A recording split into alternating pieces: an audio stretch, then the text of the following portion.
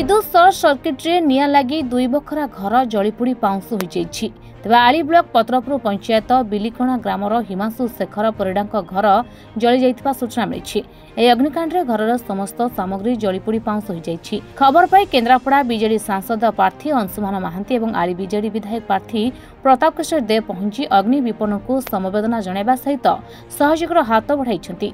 खूब शीघ्र किपरि सरकारी सहायता पहुंची पारिबो से नै चेष्टा करिछन्ति। ए गस्त समय पंचायत समिति अध्यक्ष मनोरंजन सामल, जिला परिषद भीष्म महांती, मंत्री प्रतिनिधि सुमंत राउत, विकास नायक, सुब्रत बेहुरा, बंशीधर स्वाई, दीनबंधु मल्लिक समेत अन्य माने उपस्थित थिले। विषय आप जानते आम आज बिलिकोणा ग्राम में आसी पहुँचु।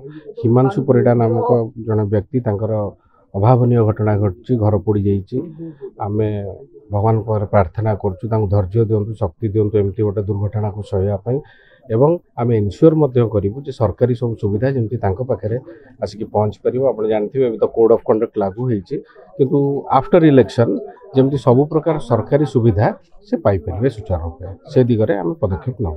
आईरू Aishan Kumar Sahu report, reporters today.